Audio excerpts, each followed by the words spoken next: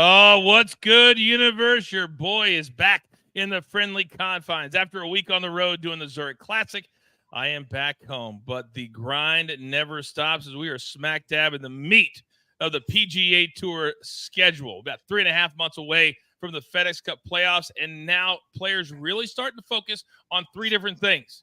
FedEx Cup playoffs, the Olympics, and also the President's Cup coming up later this fall. And we'll go through the schedule in just a couple of minutes. And some events are going to get the shaft. Other events are right in a sweet spot. I can't wait to ask my experts exactly what they think. Coming off the only team event of the entire year, the Zurich Classic, and Rory McIlroy in his first ever stop ever coming to this event, he teams up with Shane Lowry. They win in a playoff in dramatic fashion to get the job done. And then the greatest rendition of whatever that song was, I'm now forgetting it, but wow, the post-match video, next level kind of stuff. All right, let's waste no more time. We got to get right to it. Let's bring in the stars of the show. I've got two of the greatest minds in golf today, and you get him right here on DTL Golf. He is a world long drive champion, Fast Eddie Fernandes. Good afternoon, sir. Good afternoon, sir. And that was a Sweet Caroline, I believe it was. That's right, Sweet Caroline. Oh, dun, dun, dun. It's one of the greatest videos I've ever seen Rory do. Oh, yeah. And it was pretty obvious to me, Steve Scott, that Rory not only had a great time, he even said, man, we've had a blast this week, and maybe this kind of reinvigorated him for what's going to be a busy summer for the world number 2. Well, I think having golf just be fun is a great thing for Rory McIlroy. So, that was a pretty great finish. And, he was him and Shane, they were some of the top billing there last week. So they got the job done, which is not easy to do when you have the pressure on you as the front runners. Well, let's talk about the top storylines coming out of that before we get into this week, the CJ Cup Byron Nelson at TPC Craig Ranch. But when we look at that, a lot of different people have a lot of different takes, Eddie, and I'm going to start with you because for Rory McIlroy, that was career PGA Tour win number 25. In your opinion, should it be an official win on the PGA Tour if you're playing a team event? So, yes and no. So I think there should be individual wins, and I think there should be team wins. And as I think about it, if Tiger won 82 times individually, and Sam Snead, who he's tied with 82 wins, Sam won 5 team events, so he's got 77 individual, 5 team wins. I just think it should be, yes, it's a tour win, but I think it should be individual and team. Like if you think about tennis, right? A lot of guys, the Bryan brothers, they've won 16. I think one of the brothers won 18 without his other brother. So 18 majors. Like not many people probably know who the Bryan brothers are when it comes to tennis. So, but they've won 18 and 16 major championships. So we all know who Nadal, Federer, Djokovic. So we all know who those guys are. They all won, 24, 22, and 20 majors, I believe. But when it comes to that and say, hey, what if Tiger teamed up with someone next year? Maybe Mr. Scheffler to get his 83rd? I mean, just throwing that out there. You never know. I wonder how important that number 83 is because the way it works is the top player asks the other player. So I guess Tiger would have to be wooed, but I can't imagine a scenario, Steve Scott, where if Tiger put it out into the universe and said, hey, I'd love to go play in the Zurich Classic, that he wouldn't have his phone just ringing from everybody. Scheffler, perhaps JT, Steve Scott. Yeah. I think we're starting it right now. I think we're starting the let's get Tiger into the Zurich in 2025 campaign right here. I think that would be. It's an amazingly great take that you have. I think it's a great scenario. I think that it would bring some great, even more legitimacy to that event. There would be some definite eyeballs if that was the case. And think of the posthumous host this week, Byron Nelson. He won 11 straight back in 1945. That is the professional record there on the men's side and in golf for that matter. And one of those events was a 4-ball event, was a team event. So I think you got to throw it. It definitely counts. So here's the deal, Eddie. I'll come back to you because Rory has already said they're going to come back and defend next year. So you already know the world number 2 is going to be there. You had Colin Morikawa, who has to play because he's a Zurich ambassador. You had Patrick Cantlay and Xander. They won 2 years ago. They're both top 10 players. So it wasn't like there weren't top players there. But how much do you think Rory winning could open the door? Because I think we're going to see a surprise, if not more, next year because of what everybody got to see and the fact that Rory was as open and as outwardly excited as maybe I've ever seen him outside of maybe winning a major championship. That's how much he enjoyed himself this week. Do you think it opens the door? Absolutely. Not many more fun places than New Orleans, right? They drank, they ate, they had an absolute ball, according to Rory and Shane. It's such a cool thing to see the best players in the world and see how excited. Like Rory seemed like he was so laid back and so calm and just kind of playing. I'm sure there was a little pressure coming down the stretch there and then in the playoff. But, when you can have a good time other than the golf course and go out and people are, giving you a standing ovation when you're at a restaurant and things like that, I think it just adds to the whole week. I think it was great that they showed up and, there's some star power there. So I'm sure CBS was pretty happy. Yeah, Steve, you're really kind of the only one of the three of us that understands what it's like to get a standing ovation at a restaurant as you're going out to dinner. So you're absolutely qualified for this question.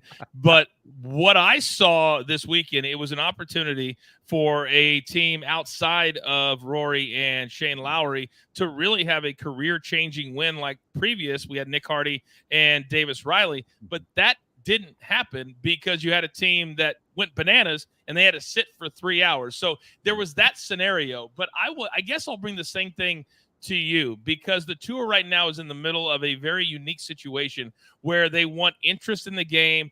The ratings have been waning just a little bit because people are just fatigued with the whole live situation. I think we need good, fun situations like last week. What do you think a win in this situation can do for us moving forward with the PGA Tour? Well, I think in the team format, that's what you're speaking of. I mean, I think that you had the Martin Trainer and Chad Ramey. You're right. You were talking about them. They shot a 63 in the alternate shot there in that final round. That was pretty spectacular. But yeah, I think this is a really cool event. And going back though, just thinking about what we were just talking about with Tiger and the possibility. Let's just throw out the possibility he could play in that.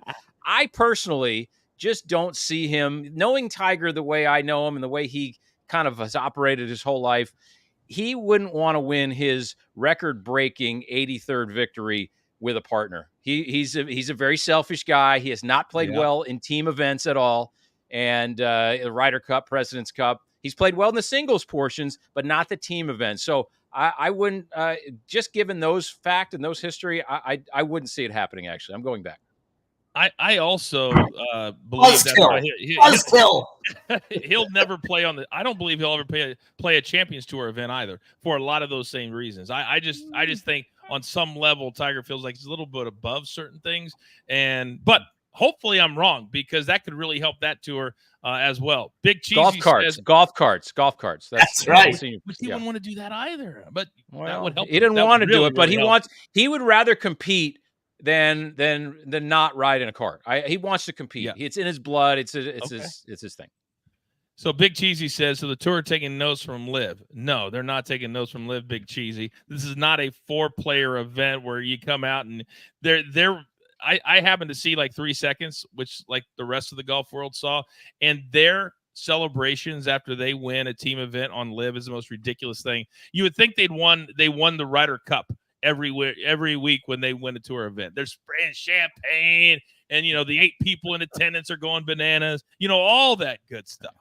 Now, what I did see last week, and I said it when I was calling PGA Tour Live, and which is why Liv will never match up to the PGA Tour. It looked like a major championship Sunday as far as attendance is concerned on Thursday morning. It was unbelievable, the support. But now, Steve, I'll come back and start with you. As we look forward now, starting with the CJ Cup this week, it's the last time that players can qualify for the next signature event, which is the Wells Fargo. Yeah. And when I look at the next 8 weeks, I don't know where players – well, I do know what's going to happen. But how much do you think the schedule has affected what we're going to see moving forward, because it used to be we had the Byron Nelson and the Charles Schwab back to back, so players could come to Dallas, hang out for a couple of weeks, not have to change houses, not have to change anything. But now they spread them out by 3 or 4 weeks. And now with the signature events, some players can play, some players can't. You got 2 majors mixed into the next 8 weeks. How much has the schedule affected how these players address May and June? There's definitely a lot of things being thrown off this year. Players are definitely out of their routines, and they're doing different things. I mean, look what Rory McIlroy did the early part of the year leading into the Masters. He played more than he's ever played.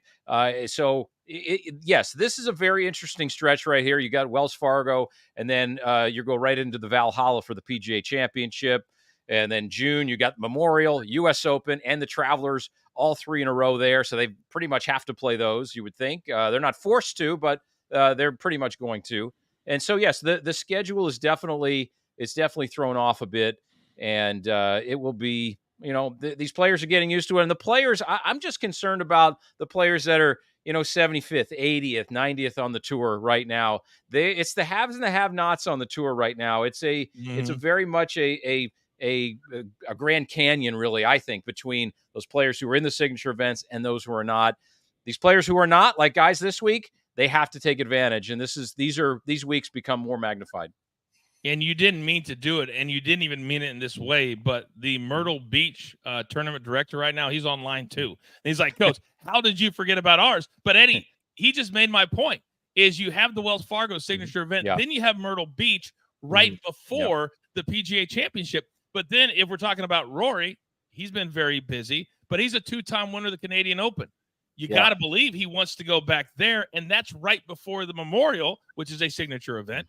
Then the U.S. Open, major, and then the Travelers, another signature event. So, Eddie, right now, these players got to say, you know what? I just got to put my foot in the ground and say maybe 4 in a row is what I have to do.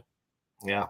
You almost have to. I mean, Rory almost has to go back to Canada just because he's won there twice. He's a huge draw there.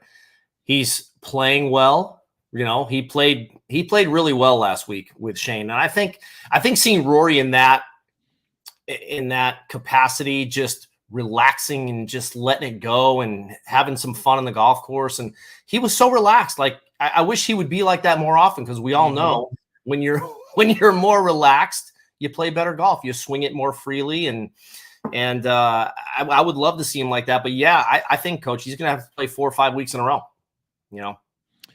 one last note, and then we're going to move on to our picks. But I kind of feel for alluding to what Steve just said. There were a lot of teams last week. Max Gresserman, I've become friends with him. He's a PGA Tour rookie. Zach Blair, Fishburne, all these guys, the have-nots, had a chance. And they couldn't get it done. And what it would have done for their careers, for their years, for their FedEx Cup points. I mean, Roy didn't need it, but ultimately they won. So many guys could have used it. They didn't get it done. But that's what golf's all about. You have to finish. All right, gentlemen, great discussion right there. I certainly do appreciate it. If you have not hit that like button, do hit it for me, please. It really helps the show grow. I invite you, if you're not a member yet, subscribe to our YouTube channel. And shout out to Neptunic, our newest premium member. So much extra content if you're a premium member. If you're not, I encourage you to do so. Thank you, Neptunic. We're really growing, and we're growing fast, and we've got the next 4 months to really get set for what our school year, we like to call it, in the fall. But this show will carry us through the next 4 months. All right, we've got 5 different categories, and we can find our picks at any sports book that we like.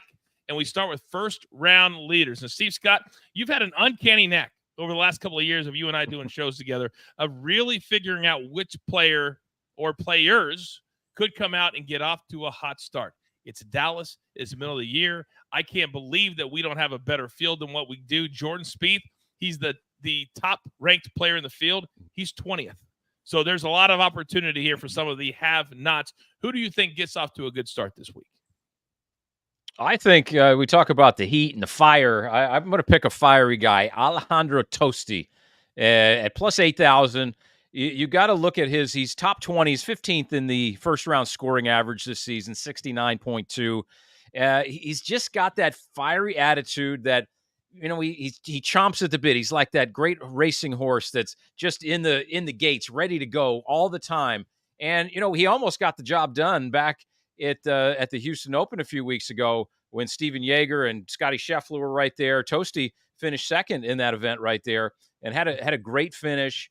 And I think he's got a bone to pick with the state of Texas. He's going to come back, and he likes the conditions. He likes the turf here, and I think he's gonna jump out of the blocks here, and because he's one of the guys, he's got to take advantage of these great opportunities. And so let's go for him for a first round leader at plus 8,000. I loved watching him play, and really, you use the word fiery. I love players that show me that you're not too cool for school and you want to be here. And Toasty plays like that. He plays like that. Yep, the dog agrees. Clearly, the dog agrees too.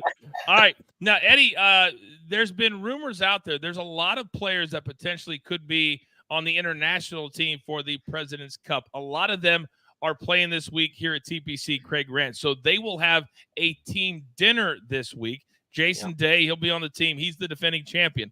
Adam Scott, also one of the leaders of the international team. He'll be at that dinner. Mm-hmm. You like him this week to start off fresh. Maybe he'll have a good steak. Your thoughts? I do like Adam Scott. 15th in total driving and 16th in strokes gained putting. Yes, I did say putting. Adam Scott, amazing how he's kind of transformed his putting this year. Last couple of years, actually, he's just kind of trending up.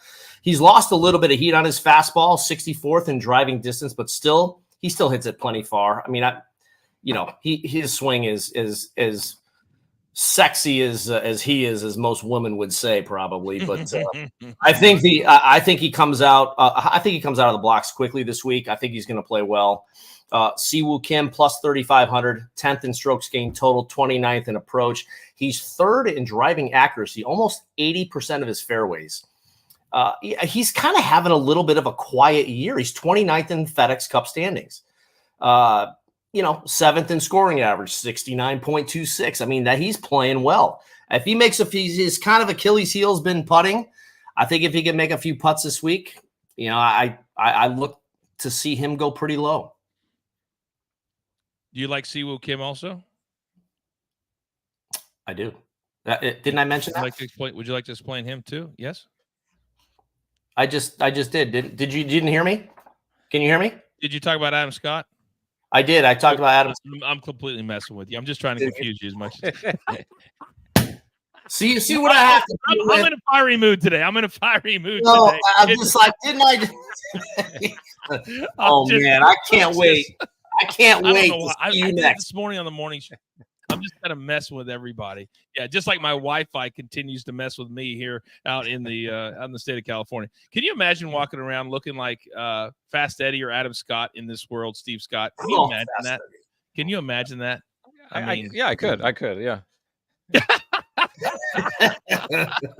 All right, let's move on to what we like to call here on DTL Golf our bread and butter. I tell you all the time, be very careful. Golf is different. Full unit size, let's say it's $100. This is where you bet your whole $100. Now, Eddie, I'm going to start with you on this one because Will Zalatoris was a late withdrawal, and it's for physical precautions is all the reason that was given. But a lot of sports books had him against Jordan Spieth. Spieth has 3 missed cuts in the last 5 starts, including the Masters, and he's fighting a wrist injury, but he's fighting through it. You said no issues. I'll just throw in the defending champion. Let's start there. Yeah, I can't believe Jordan Spieth is one of the favorites this week. I was actually shocked when I saw him plus 1,600. I think Siwoo Kim was plus 1,600 to win as well. Mm-hmm. But Jordan's last events, 1 DQ, 3 missed cuts, 10th at Valero, 30th and 39th in limited field events, right? So he has not played well. Jason Day won last year. I know he might be having a little bit of an issue, but I still like him this week. I think he's gonna play better than Jordan. So that's kind of why I went there. Thomas Dietrich plus 105 over Adam Schenk. Dietrich's made his last 5 cuts, 2nd, 8th, and 17th out of his last 5 events, 3 of those. His game is in a good place, man. He's a really good player. I'm very impressed with this kid. Shank's best finish here at TPC Craig Ranch is 34th. He missed the cut last year. And just kind of like I'm going to ride with Dietrich. I think he's going to have a really nice PGA Tour career. I think he's going to win several times. He's that good. I mean, I'm just very impressed with his overall game and his attitude for the most part. So he's one of several DP World Tour European players that have made the decision through. There's some changes, and I'm sure Steve could very eloquently tell us how exactly they changed. But there are ways for these European players to get their PGA Tour card. Almost every single one of them, Steve, have decided to take the tour up on it. Højgaard's one, Dietrich's one, and come over here and play basically a full PGA Tour schedule. And my partner last week, Andres Gonzalez, who former PGA Tour player, he said that Thomas Dietrich, in his opinion, has the best swing on tour. That's how good he thinks Dietrich is going to be. Give me your three and quickly kind of educate the people at home on why we're seeing and how we're seeing so many of these European players show up at these PGA Tour events.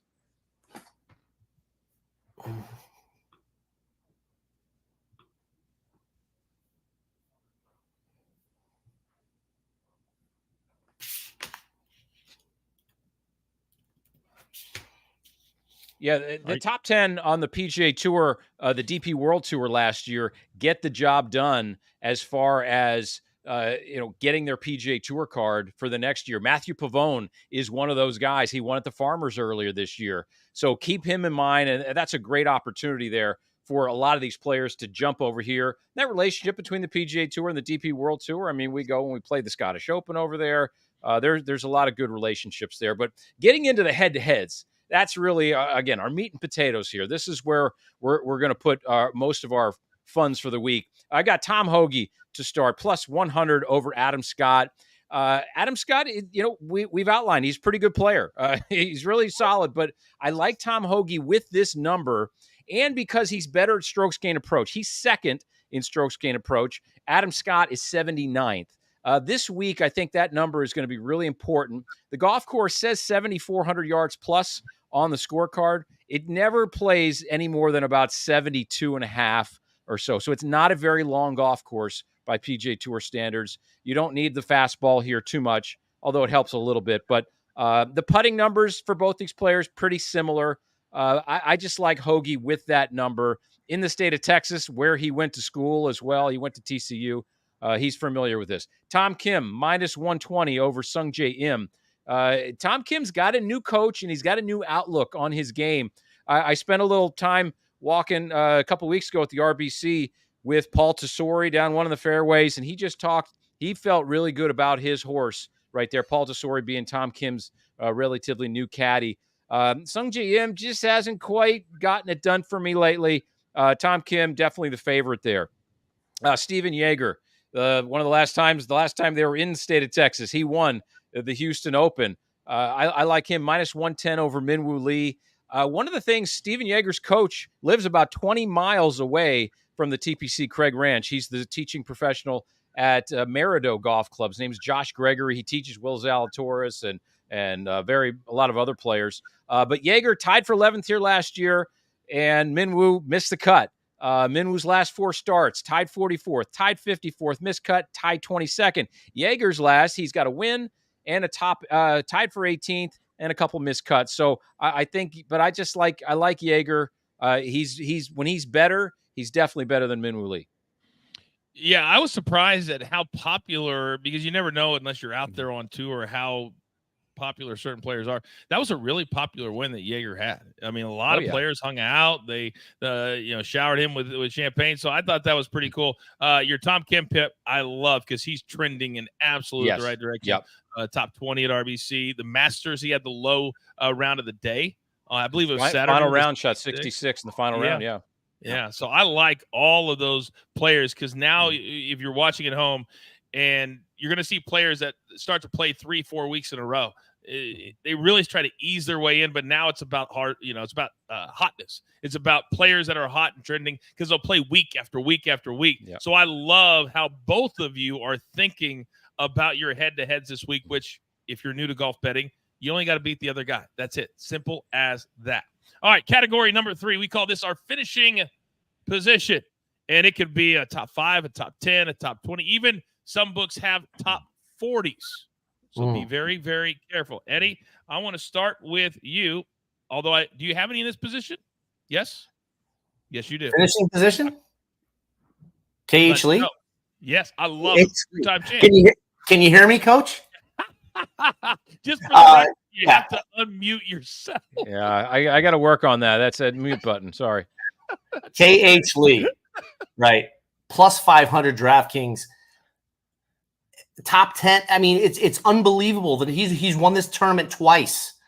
3 top 11s in the last 7 events. He's made the quietest 12+ million I've ever seen since 2019. And his only tour wins are obviously here at the Nelson. I love him this week. Plus 500 top 10, plus 240 top 20. CT Pan plus 360 top 20, made his last 6 cuts. 3rd in Mexico, 4th here at TPC Craig Ranch last year. I think that's a no-brainer. I believe he's got fluff on the bag, doesn't he? Yes, he does. So you know, there's a little bit of experience there with fluff, but I like those 2 picks. When I was looking at all the players, I love Pan and I love KH Lee. I think it's a good one. Sprinkle a little love on those guys. I do too. I love CT Pan. I also love his brother DT Pan, who is apparently the same odds this week at plus 360 for a top 20 as well. So there's a few things to choose from in the Pan family. Steve Scott, let me come over to you. That's just a typo. Mistakes happen. I'm just kidding. I love how in the last year and a half, your golf betting mind has become next level because you use the top 40 market to go after a player that not a lot of people know about, including the sports books, but yet you give yourself a little bit more of a cushion. Why don't we start there?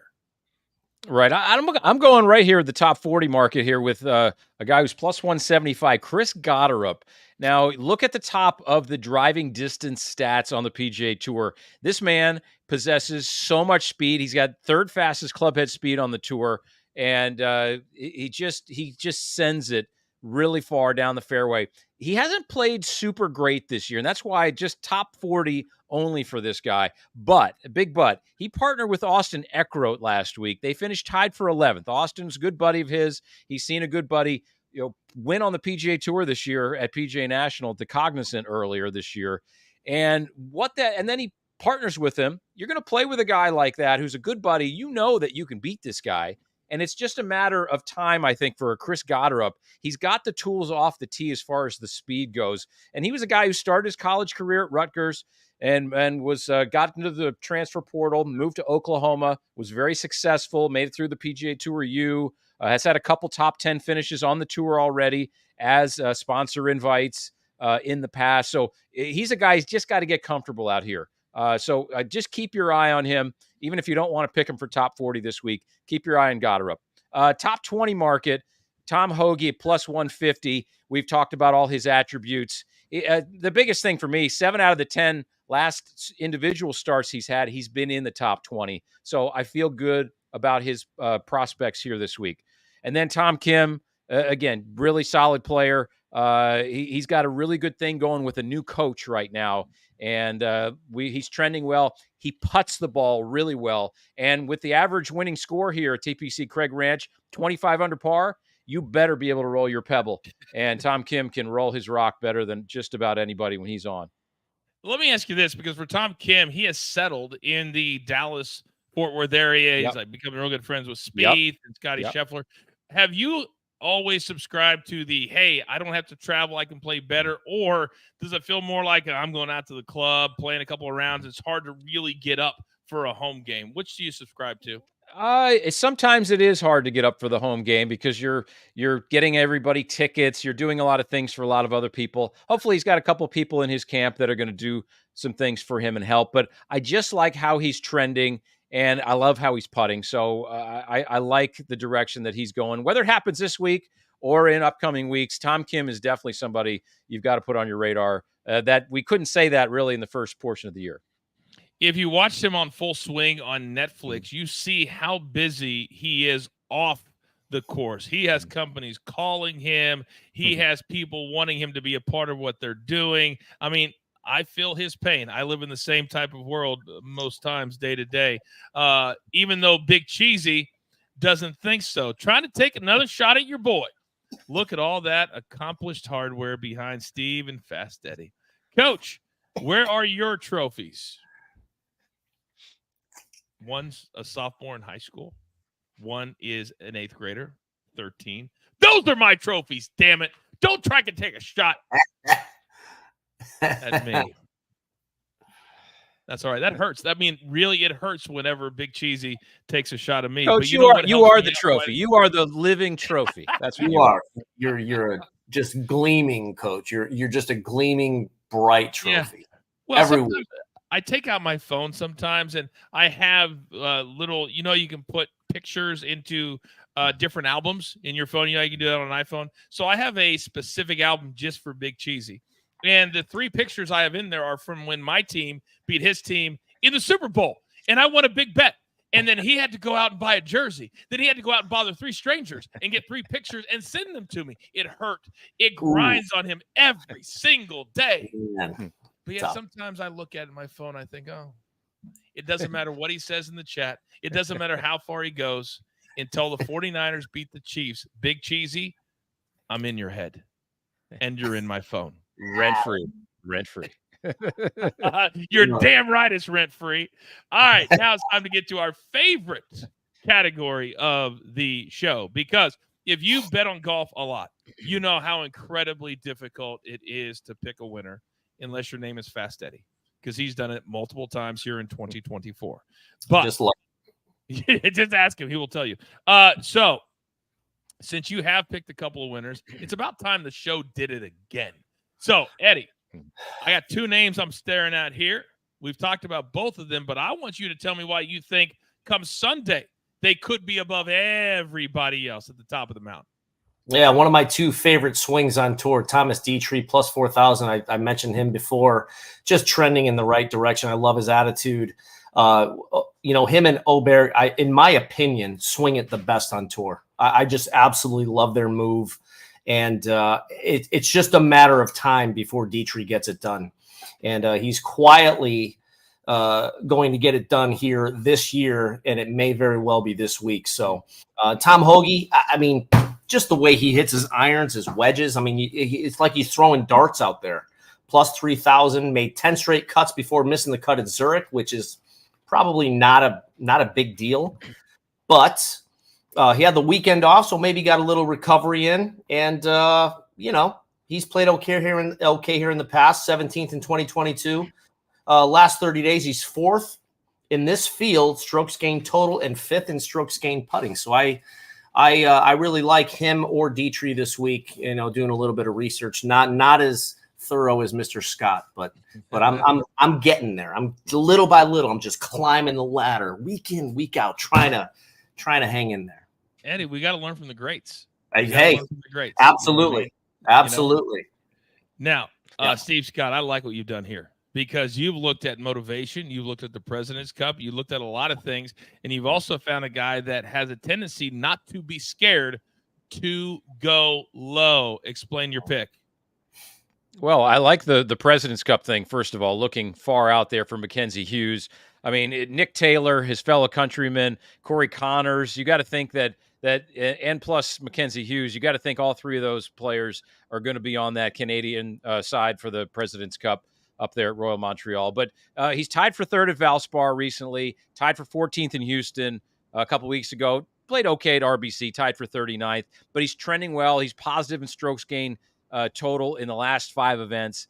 And last year, he tied for 14th here. And if it wasn't for a 3rd round 73 on this golf course, which is shooting a million on this course, he shot a pair of 65s and a 64 last year as well. So he likes this golf course, and maybe he'll put those 4 rounds together this week and get it done. And, one other thing that's pretty key, I know he's a Canadian and everybody knows that he's from Canada, but he spends his time in Charlotte, North Carolina. He is gearing up for next week. Next week's kind of like a little major for him at the Wells Fargo at Quail Hollow. That's where his home golf course is. So Mackenzie Hughes, this is like he's ready to kind of really get going, and I think this is going to be a good week to propel him towards next week. And that is a signature event next week without a cut, I might add. Only 3 of the 8 events this year that are signature events have a cut. They're the Invitationals, the Genesis, the API, and the Memorial. Can you imagine those gentlemen? I was thinking this as I watched Zach Johnson struggle on Full Swing calling Keegan Bradley to tell him he didn't make the Ryder Cup team. Can you imagine that if you're Mike Weir and you got to call some of these dudes from Canada, and Steve, tell them, hey, sorry, this is the only time in your lifetime that we'll have your biggest event in your backyard, but you didn't make it. I can't even imagine that. Can you? No. I hope they include everybody they can include, honestly. I think it'll be great for the fans. It'll be great for the event. And it'll keep them off the Mike Weir bad list, or them off his bad list. Yeah, I wonder if does Mike Weir even have a bad side? Everybody loves that dude. Everybody loves that. His ex-wife might say that. Oh, sorry. Wow. All you gotta do is Google it. All right. Let's just say. Yeah, it's a good. It's when you know. When you know, you know. All right. Our final category of the day. And if you're watching us on demand, thank you very much. If you're watching us live, man, we love all of you as we continue to grow. So thank you.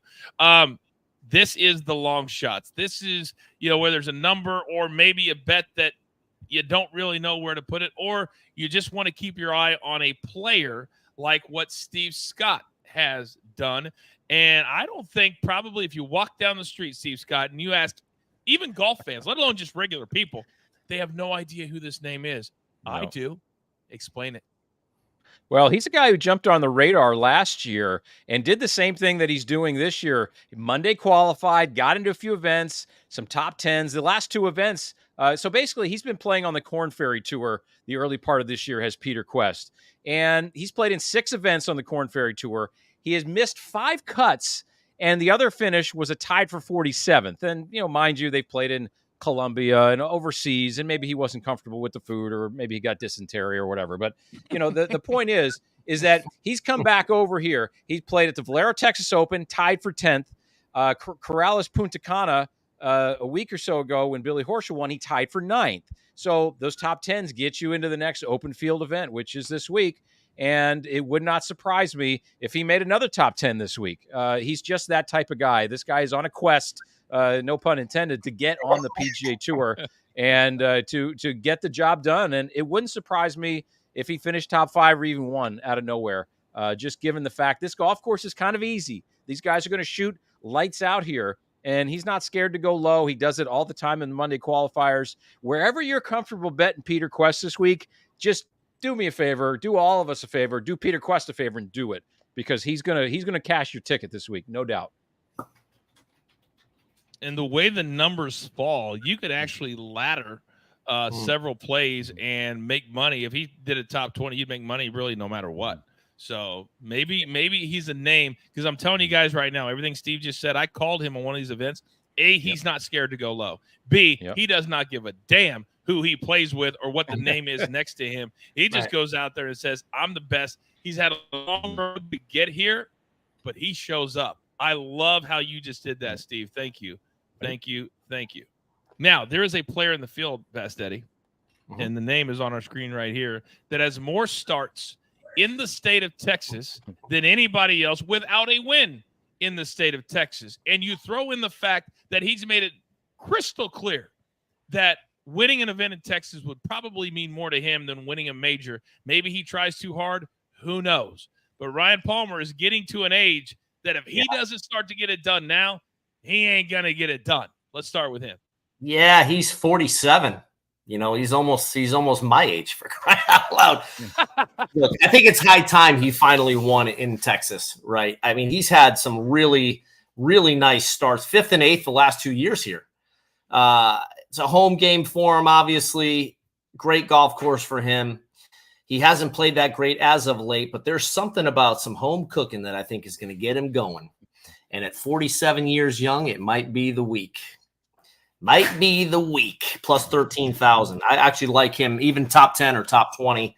And then we got Nico Echevarria, plus 20,000 for the win. I also like this pick too, plus 650 for a top 20, kind of like what Steve did a little bit with Peter. I just think he's trending up. Obviously, he's 14th and 4th the last 2 weeks. He's found some form. And I just love. I'm definitely going to sprinkle a little cheese on him. So if you bet him to win, right? Say you throw $10 on him, you win 2,000. and I just think it's a no-brainer. I just feel like he's playing well. Sometimes I just get a feeling about a player, and I think he's going to have a nice week. Did you say you throw a little cheese as opposed to a big cheese? Big cheesy. Him? Oh. I'm going to throw some big cheesy on Nico. Said nobody ever. Now, funny story. We had Nico, who I mentioned played with Max Gresserman, PGA Tour rookie, who I've gotten to know very, very well the last several months. His wife's family lives like 2 miles from me. And if you have a partner named Andres Gonzalez, wouldn't you assume, guys, that he'd be able to speak some Spanish? You think? So, you know where I'm going here, Steve. So, Nico, PGA Tour Live, you get to hear their entire conversations with their caddies.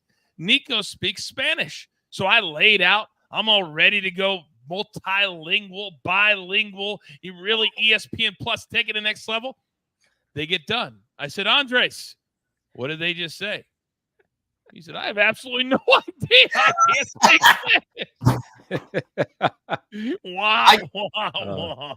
I get the same thing, Coach. I have people call me, like my last name is Fernandes, and I get people thinking I speak Spanish. Not a word. I barely speak English, for crying out loud. They think I speak Spanish because of my last name. It's true. Too funny.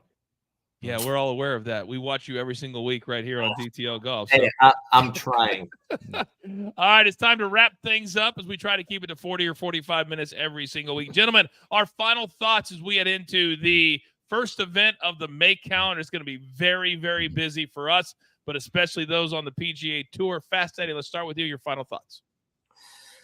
I love how this year has gone. I'm very happy that Rory kind of came out of his shell last week, and he seemed like the Rory that we want to see going forward. Relaxed, having fun, smiling, having a good time. It just seemed like he's been a ball and just so stressed out the last year and a half after Live, and some of his buddies went over to Live, and it was good to see. I think he might turn the corner here, and I think there might be a major in his future, but I think there's some great events coming up. I think we're going to see some.